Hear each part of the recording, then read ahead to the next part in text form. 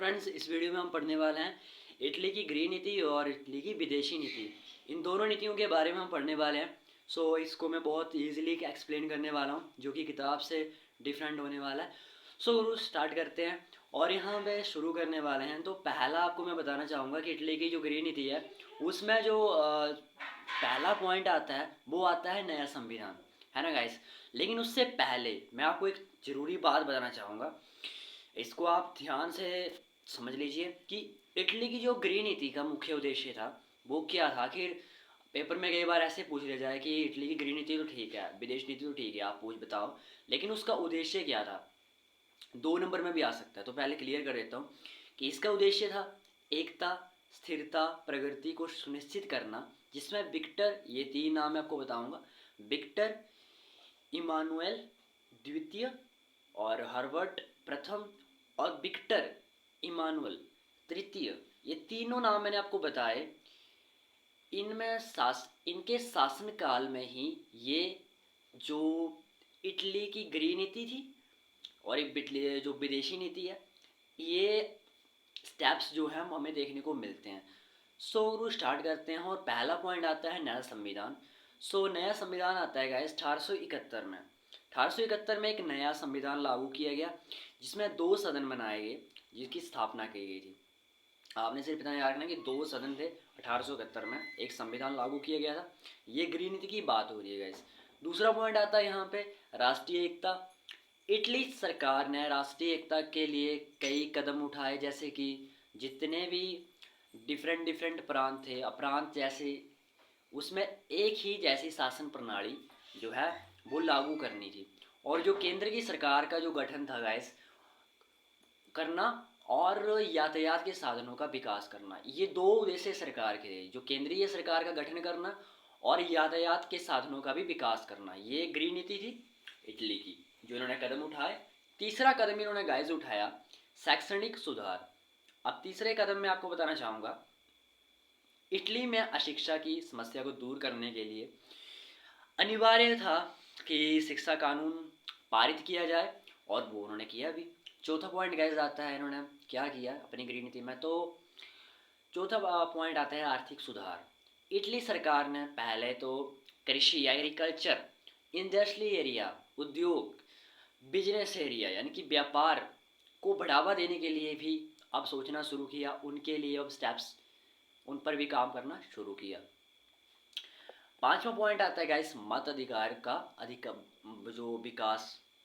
Italy में मत अधिकार को बढ़ावा देने के लिए गाइस कई कदम उठाए गए, जैसे कि आयु की जो सीमा को थोड़ा सा कम किया गया, और शिक्षा को तो अनिवार्य किया ही गया था, वो मैंने आपको बढ़ाया बताया भी है। और इसी के साथ मैं आपको बताना चाहूँगा, छठा पॉइंट मेन है समाजवाद का प्रसार। इटली में समाजवाद के प्रभाव में आकर जो श्रमिक रहा करते हैं, उनके अधिकारों की रक्षा के लिए भी अब स्टेप्स लिए गए, ताकि उनको थोड़ा सा फायदा हो। और पोप के साथ संबंध, इटली सरकार ने पोप के साथ संबंधों को सुधारने के लिए कदम उठाना शुरू कर दिया था। गाइस, यहाँ पर मैं आपको बताना चाहूँगा कि ये थी इटली की गृह नीतियाँ। हम चाहें तो इन चीज़ों को बहुत बहुत डीप किताब से पढ़ के एक बहुत डीपली भी इसको लेके जा सकते थे, लेकिन गाइस मैंने आपको वीडियो स्टार्ट होते टाइम बोला था क्वेश्चन ऐसे कराऊंगा कि आपको समझ में आ जाए और पेपर में आप लिख के आ सको। ज़रूरी नहीं है कि आप इन डीप चले जाओ, उस चीज़ को 10 पेजों में लिख दो, लेकिन आपको समझ आएगी, उस चीज़ का पता होगा। श्योर आप बिलीव कर सकते हो कि नहीं, आप उसको 10 नंबर के हिसाब से भी लिख सकते हो। तो गैस अगला आता है इटली की विदेशी नीति पे बात करते हैं। तो गैस इसका पहला मैं तो आपको बता देता हूँ क्लियर विज़न क्या था। इसका विज़न ये था कि अपने देश को एक शक्तिशाली बना और स्वतंत्र राष्ट्र के रूप में स्थापित करना। इसके लिए इटली ने कई देशों के साथ संबंध बना लिए थे और कई युद्ध भी लड़ लिए थे। तो गाइस पहले तो मैं बताना चाहूँगा कि इटली की विदेशी नीति के जो कुछ पॉइंट्स हैं। तो पहला आता है फ्रेंड्स उपनिवेशवाद। उपनिवेशवाद के बारे में मैं आपको बताना चाहूँगा कि उपनिवेशों की स्थापना करना। पहला पॉइंट, इटली ने क्या किया, अफ्रीका में उपनिवेश स्थापित करने के लिए कई युद्ध लड़े, है ना गाइस, जैसे कि इरिट्रिया और सोमिलीलैंड और लीबिया। अब गैस ये युद्ध जो है वो एग्जामिनर ये नहीं पूछने वाला है आपसे कि युद्धों के नाम बताओ, लेकिन आपको पता होना चाहिए भाई कि यहाँ ये पॉइंट में लिखा जाएगा। अगर समझ नहीं आ रहा तो आप स्किप करके पीछे बैक करके वीडियो को समझ सकते हैं, फिलहाल आप अभी सुन लीजिए। दूसरा आता है गाइस त्रिगुट की स्थापना करना। अब त्रिगुट क्या था वो मैं आपको क्लियर कर देता हूँ। तो त्रिगुट था जो इटली ने जर्मनी और ऑस्ट्रिया हंगरी के साथ मिलकर त्रिगुट की स्थापना की है ना, जिससे वह अपनी सुरक्षा को और शक्ति को बढ़ा सके। गैस समझ आ रहा है? तो मैं यही बताना चाहता हूँ, बहुत इजीली बता रहा हूँ ताकि आपको समझ आए। तीसरा पॉइंट इनकी विदेशी नीति में आता है ऑस्ट्रिया के साथ संबंध। इटली ने क्या किया कि ऑस्ट्रेलिया के बीच तनाव रहा, जो इटली और ऑस्ट्रेलिया है दोनों देशों के बीच एक तनाव रहा था, खासकर जब ऑस्ट्रेलिया नहीं ऑस्ट्रिया ने इटली के उत्तर पूर्व में जो स्थित प्रदेश थे उन पर अपना अधिकार कर लिया था। तो इसने क्या किया कि इटली के साथ संबंध अच्छे कर लिए, जो उस तनाव को ख़त्म कर दिया। चौथा पॉइंट गैस इनकी विदेशी नीति में आया फ्रांस के साथ संबंध। इटली और फ्रांस के बीच संबंध पहले तनावपूर्ण ही चल रहे थे, लेकिन इन्होंने क्या किया, जब विदेशी नीति आई तो दोनों देशों ने एक साथ मित्रतापूर्ण संबंध बना लिए, यानी कि दोस्त बना लिए फ्रेंड्स।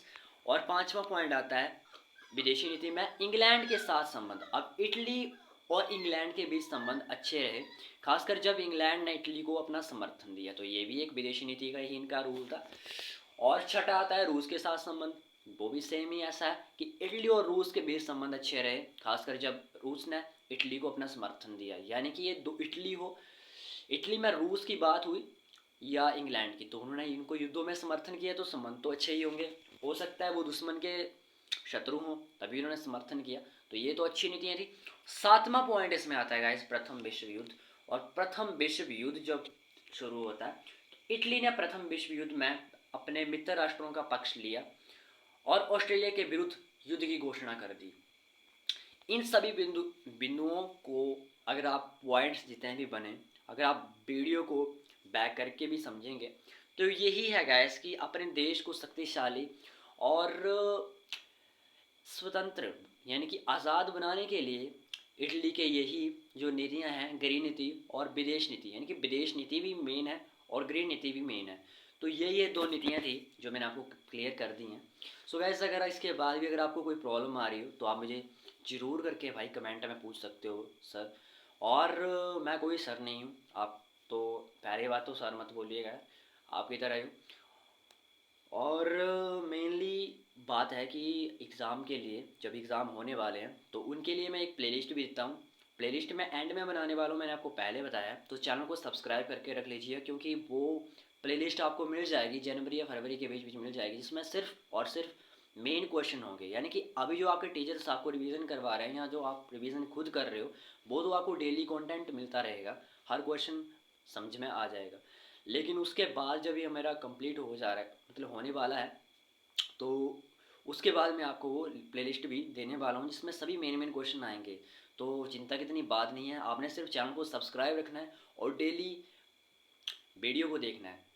तो मिलते हैं फ्रेंड्स, और जरूर करके लाइक तो जरूर कर दो और कमेंट, ये इसलिए बोल रहा हूँ गाइस क्योंकि यूट्यूब जो है वो इन चीज़ों को भी नोटिस करता है, और इससे हमारी वीडियो अगर रैंक करती है तो फिर मोटिवेशन मिलता है। तो अगर अपना प्यार दिखाना है तो सब्सक्राइब तो जरूर करना, पर लाइक और कमेंट भी कर देना। तो मिलते हैं फ्रेंड्स नेक्स्ट वीडियो में।